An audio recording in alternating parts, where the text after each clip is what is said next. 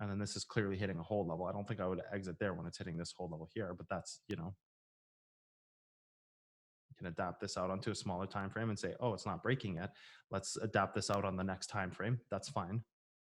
Hits the next origin. That's the point, is that when you are looking at these trades, one origin will launch into the next origin, which launches into the next. And then once it hits this leg, the move is gone. Like this thing is gone. Because it's trying to hard close an origin right now, which is a move up. And then if it hits a leg after hard closing this, it's gone. And there's the hit of the leg, and then this thing will just be gone.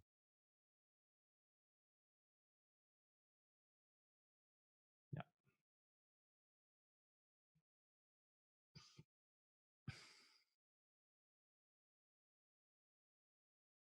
Jesus, thing takes long on this monthly timer. Let's go to 12-month. Speed the sucker up. Oh, yeah. Jesus. Oh, okay. I guess we didn't need to speed it up.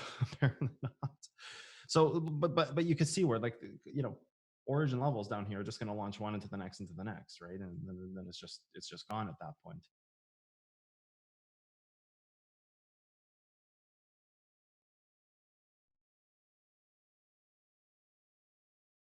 I think your monthly chart cleared this up. Yeah, perfect.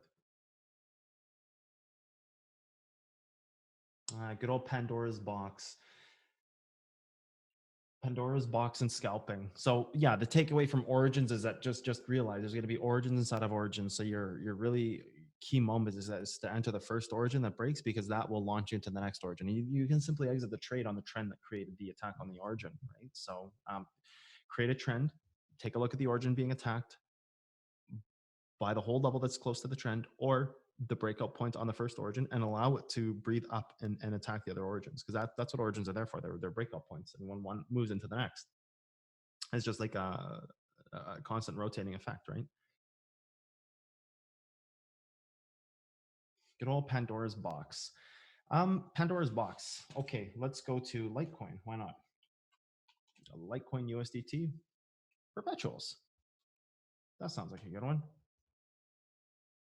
Litecoin perpetuals. And we're just going to go to one spot here. Okay, we're just going to pick a random spot. This is not enough time. Maybe Bitcoin Cash perpetuals. Does that have more than more information here? It does. Aha. I don't know what this is, but I'm just going to delete it. That's fine. I don't need it. Okay, so Pandora's box. Let's just pick a random spot. Let's pick right here. You guys know Pandora's box, hold levels inside of hold level. So immediately I can see this hold level here being hit. Right here is a hold level. And then on the bottom side, a hold level right here, which is probably down in smaller, it's range down here. So this doesn't get hit. Okay, fine. So it can actually stay anywhere above this is fine. So as long as it's above this, that's fine. So your Pandora's box is like this right here. You'd have to break this down to find the hourly, but it looks like there's an hourly candle there. So you've got a hold level between a hold level.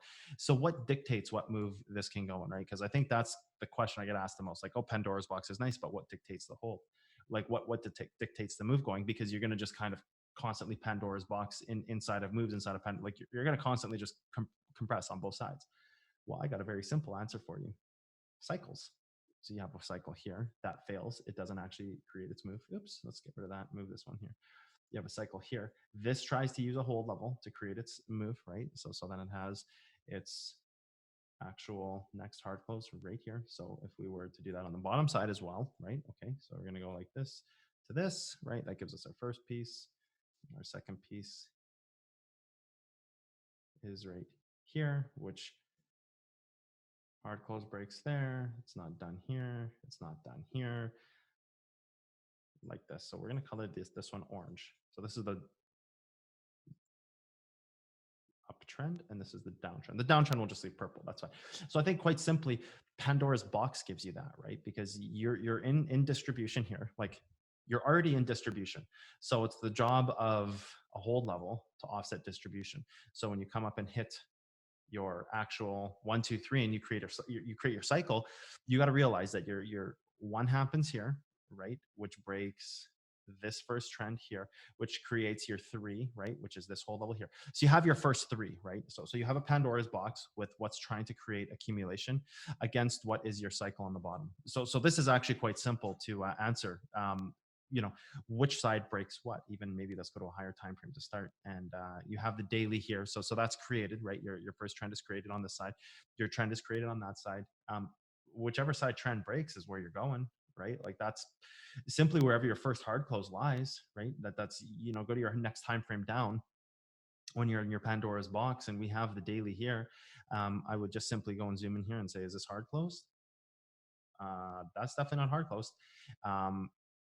Is there anything down here that hard closes? No. Yes, right here. Okay, there you go. There's your answer, right? Like there's your answer to Pandora's box. Is your trend. Your larger trends will show you that, and then your interior trends, your local trends, so like this to this, will show you where the moves end, right? So then you can go here and you can say, well, this frayed out to here on the 4 hour, which gives you your trend right here, which then would have your hourly part of it, right? So then you'd go here. Oops, let's leave that there.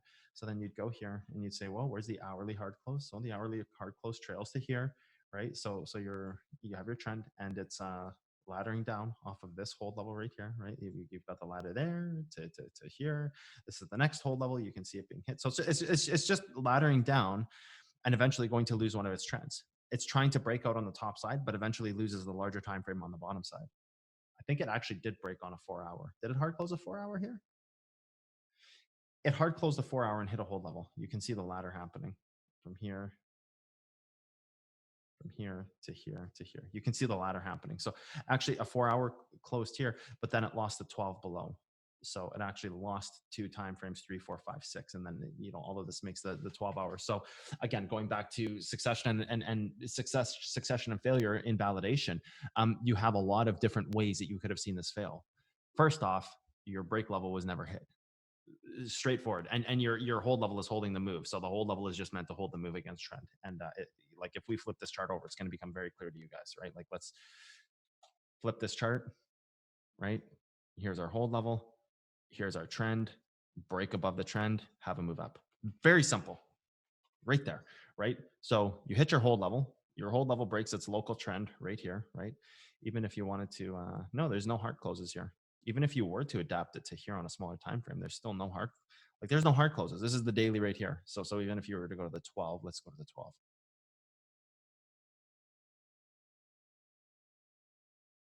And there's nothing on the 12 either. And I don't think there was anything on the 4. Nothing on the 4, except when it hits the hold level, holds through its local trend right here, right? Cycle 1, fall to 1, break your 2 to create your 3, which is here, right?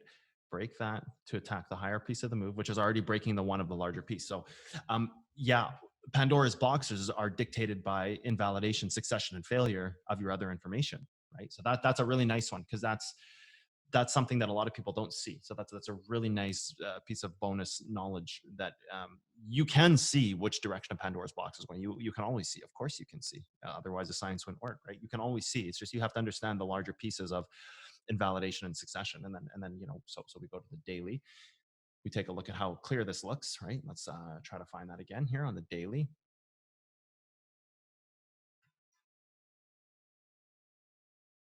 Looks like it hit the break of the move to me. Hits the break of the move, right? It has a hold level, holds the hold level through its trend. Looks pretty straightforward to me, right? Has its next cycle point, has another move up. Flip this thing over. Hey, guess what? It was a move down. So, right? I mean, to me, this is very straightforward, because you have the break of the move here, which is actually even right here. Let me think. Our chart is inversed. Oh boy. I don't know. It hits them both. That's all that matters. It hits them both. That's fine. So it hits both break levels. It has its trend that even started cycling from here, right? Distribution to distribution, cycle to here, cycle to here, cycle to here, right? So it's just creating its cycle for its bigger move, right? Even like what it would be doing right now. Distribution to distribution, cycles there, cycles to here, and there's your trend, right? Flip this thing back over. Well, that's what you have against your hold level right here. So Pandora's box is very easy to see. You just have to, put all the pieces together and really dissect it. Hey everyone, how's it going? As you know, I'm now giving out some of this content for free that I was otherwise charging for the past little while. Yeah, drop a donation, subscribe to the channel, join Patreon. You'll get access to Discord. Great way. Lots of top level traders in there, people who are doing this for a career every single day. So go to Patreon, join a tier, get access to Discord. Go on Reddit, talk about future of trading, talk about the science of trading, talk about cotton candy, socials, everything you can. Let's help this thing grow. It's the way you guys can thank me for giving out this content for free that I was otherwise charging money for. So I'll leave a Bitcoin address on the screen. I'll leave the Patreon address on the screen. Just do something to help out. Okay, thanks guys. Take care.